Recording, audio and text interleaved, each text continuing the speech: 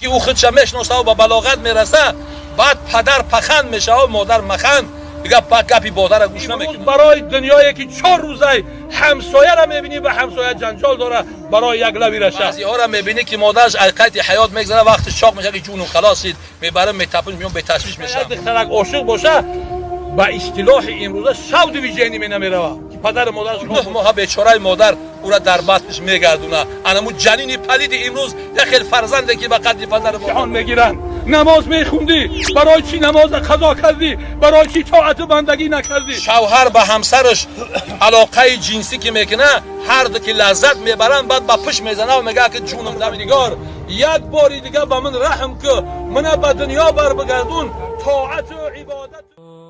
خداوند میگه خلق الانسان فی ظلمات البطن، من خلق کردم انسان در درون تاریکی شکم مادر.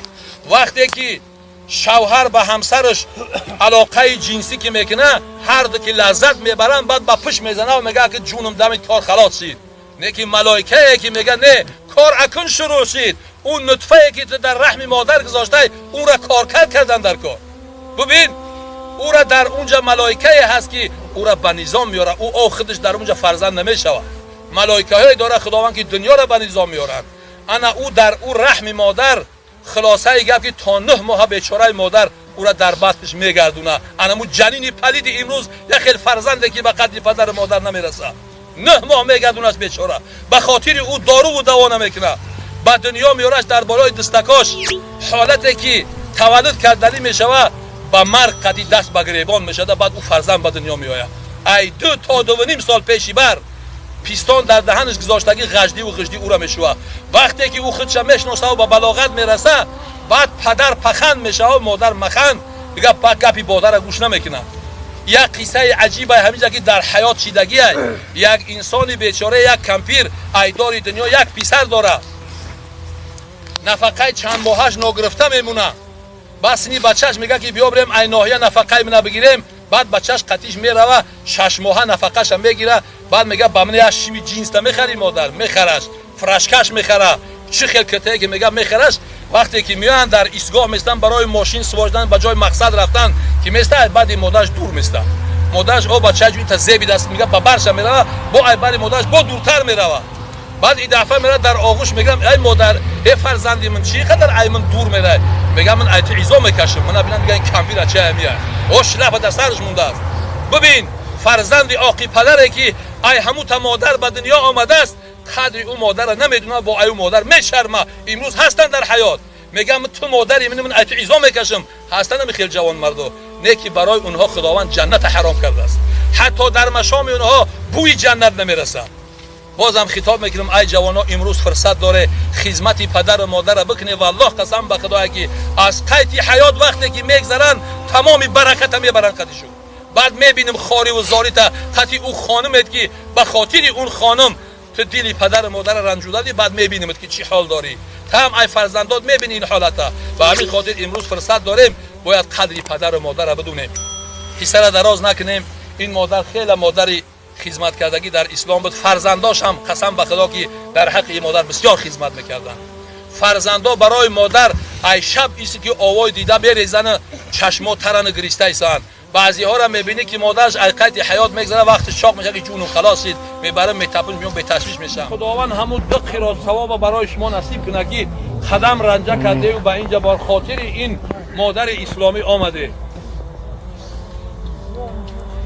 رسول الله میگه کسی که خداوند اگر 1 قیراط ثواب بتیه، وقتی که روز قیامت در ترازوی عدالت میگذارنش، ان شاء الله که او داخل جنت میشود. هر یک انسانی که از قفای این میت قدم رنجه میکنه و به این قبرستان میآید که رسول الله میگه این قبرستان دار عبرت ای مردم. وقتی که ای همون جمعیت اینقدر خاک توپ میبینه، همه همین ها رنگ شما انسان بودن، خانه و در داشتن، زن و فرزند داشتن، دنیا را دوست می داشتن، ای مرگ می گریختن. لیکن مرگ ببین که به چی حالت شو آورد، همه در تای خاک قرار، یگانتش به شما سخن نمیگه. انسان هایی بودن که ای ما و شما بهتر بالاتر بودن، در دارایی ثروت خوشروگی و فرزندداری و مالداری و طاعت عبادت و بندگی و همه ای ما و شما بالا بودن، امروز اومدن در این خاکدان قرار گرفتن. ما وقتی که وارد این قبرستان میشیم باید از اینها پند عبرت بگیریم. امروز به نوار میگیریم این مادر اسلامی را در درون قبر، فقط ما را به نوار میگیرن. انمی خیلی که ما اینها را به نوار میگیریم دیگران را نشون میدیم، روز میشه که ما و شما را هم به نوار میگیرن. که مولوی میگه پیکی اجل یکایک زین گله میبرد، این گله را ببین چه آسوده میچرد. انمی گله هم در بین ما بود، نه که این را امروز آورده با ما و شما حالی در فکر سیبگه ها و پیشنبگی و چیلی خواهریم که سیبگه هاش کی باشه و پیشنبگیش کی باشه، در فکر مردن خودمون نیستیم. نه که پیکی اجل یک روز ما و شما را هم از بین این جمعیت میبره. انمی جمعیت بعد در اینجا میفهمی که در اینجا چی حالت ها و چی علم ها و چی سرگردونی ها و چی امتحان ها بوده است. اینجا دار امتحانه. رسول الله میگه قبر از برای بعض شخص روضه از ریاض جنت است و برای بعض شخص ها گودوالی از گودوال دوزخ است. خدا پناه بده از اون گودوال دوزخ. والله وقتی که میارن در همین قبر میگذارند، علاکی به سوی پروردگار دعا میکنی ای پروردگار یک باری دیگه به من رحم که من به دنیا بر بگردون، طاعت و عبادت و شبخیزی و بندگی از من بید. ملائکه هست که میگه 70 سال و 80 سال خدا ترا فرصت داد در پیشت هر روز عروسکا و شه بچه ها و پیر سالا و کمپیرا مردن، از اونها عبرت نگرفتی؟ دیگه برای راهی بازگشت نیست. به این خاطر پیش ای او روزی که مرده ما و شما را به اینجا میارن، امروز باید پند عبرت بگیریم، از خدا بترسیم، خدا را طاعت عبادت بکنیم. امروز برای دنیایی که 4 روزه همسایه را میبینی و همسایه جنجال داره برای یک لبی رشه، اینجا ای من بود، اینجا ای تو بود. ای مردک، این دنیا با قارون نشید، با فرعون نشید، با هامان نشید، با ابو جهل نشید، با ابو لهب نشید، با ما و شما را میشود که مردمی ثروتمند و دارنده بدن. ابو جهل حکم میکرد، حکمش در تمام مکه میگذشت. برای همون نشید دنیا، برای ما و شما میشود. همه اینها دار عبرت هستن برادرها. وقتی که اینها را میبینیم باید پند عبرت بگیریم، از خدا بترسیم، خدا را خوب بندگی کنیم و اگر نه در اینجا گرفتار شای پشیمان میشه، دیگه فایده و سودت نداره. حضرت مولوی میگه شب خیز که عاشقان به شب راز کنن، گردی در بام دوست پرواز کنن، هر جا که در بود به شب در بندند، الا در دوست را که شب باز کنن. ای مردک، این شبهای دراز ببین که خداوند در اختیار ما و شما داده استش. با تلویزیون تماشا، با قرطبازی، با نردبازی شب کوتاه میکنیم، پگاهی نماز در راه نمیکنیم. که مولوی ما را خطاب داره که شب خیز که عاشقان به شب راز کنند. همین عاشق اگر به یک دخترک عاشق باشه، به اصطلاح امروزه شب ویژه نمیره که پدر مادرش خواب باشن. یکی تو عاشق پروردگار باشی، تو شب بخیز در بالای جای نماز و درگاه پروردگار دست بردار، بگو ای پروردگار، من بنده ضعیف و گناهگاری تو هم، من خیلی گناههای زیاد دارم، در پیش تو شرمنده هم، روز من نزد تو میرم، ای پروردگار گناههای من عفو کن. قسم به خدا، خدا گناهات میبخشه. بسیار خداوند رحیم داریم، بسیار خداوند رؤوف و کریم داریم که بنده اگر به سوی خداوند بگرده و اعتراف به گناهش کنه و به سوی خدا دست برداره، خدا میگه من شرم میکنم که دست این بنده ما خالی بگردم. یعنی این فرصت خداوند ما و شما را داده است. صد حیف که قدر این فرصت و این شبا را نمیدونه.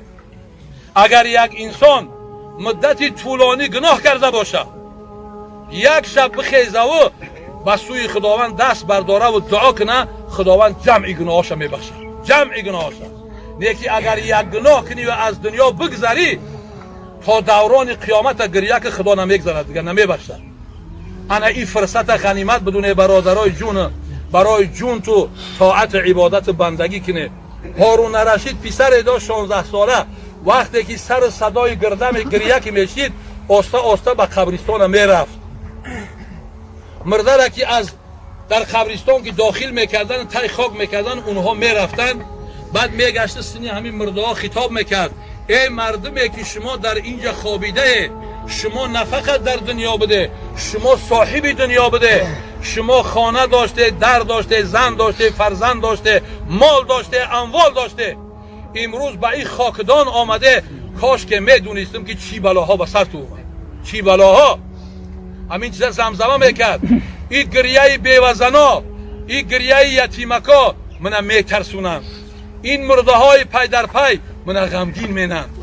نیکی وقتی که ما قبرستان آمدیم باید که از این قبرها پند عبرت بگیریم که شیخ سعدی میگه چرا غم میخوری از بحر مردن، مگر آنان که غم خوردن نمردن. بیرو بر کنج قبرستان نظر کن، ببین که مردگان با خود چی بردن. الان خواهر عزیز آوردن تای خاک میکنن، 63 سال حیات سپری کرده است، در خونش مرسدس داره، خونه و دری فسان قشنگ داره، شاید که در صندوقاش مالی زیاد جمع کردگی داره، لیکن قطعش چی آورد؟ همون مالهایی که آوردن الان تقسیم میشون و میگردن میروند. خواهری بیچاره تکی تنها در خاکدان با یک کفنی زنگ زدگی تای خاکش میکنن. فقط قطعی انسان عمل میمونه. انمو شب خستگی تو، انمو توبه و تضرع کردگی تو، انمو گریه و ناله کردگی تو، انمو خیر صدقات به دست خدا دادگی، انا همو میمونه. هیچ کدومت ای مردم این پیلتر ایگوش رو بکنه پرتوه. من میبرم فرزندام سبگه هم مینن، پیشنبگی مینن، جمعگی مینن، با صاحب او قطعی تر نجات میتین. قسم به خدا با این سو خریدن نمیشه تره. امروز در یک محبس دنیا میذاری با پل خریدن خیلی دشواره. اون محبس های اونجا جای پل پاره و تقبازی نیستن. انا به همین خاطر هر یک کس در حال حیاتش دیلش به خودش بسوزه و برای آخرتش چیکار کنه، کوشش کنه خدا نجات بده. سر دراز نکنیم. این مادر که امروز القید حیات گذشته است که در خاکدان سپرده شد، این شب که بسیار شبی سخته برای این. ای بالای سریرهای ملایم، ای تای او لمپشگاه روشن و این قبرستان تاریک و مزرد آمده است. اینجا دار امتحان پرسیشه. بعد ای رفتنی ما این امتحان میگیرن. نماز میخوندی، برای چی نماز قضا کردی؟ برای چی طاعت و بندگی نکردی؟ آیا با امروز اومدن تو باور داشتی؟ این در امتحان گرفتار میشه. ای مردم، ما و شما خونه میریم به ترس ای خدا. خداوند شب اولش آسان کنه، پرسیش منکر نکیش آسان کنه. خداوند در روضه های بهترین جنت جاش بتیه. این بستگانش صبر جمیل بتیه که فرزندکاش اولی این مادر سیر نشی دادن. مادری که اگر کسل بکشه 1 سال و 2 سال خیلی حیوت میشکنه. این مادری که سپ صحت بود یک باره جان به جانان سپارید، برای این بستگانش خیلی دشواره. خداوند بستگانش صبر جمیل بتیه و این انسان های قدم رنجه کردن اومدن، خداوند اینها را اجر و پاداش بیگران عطا بفرماید. و آخر دعوانا ان الحمد لله رب العالمین. آمین. از آدم توبه و گذشتگان من دل مخموسم با رحمت الله رحمت شوید. شون خوری.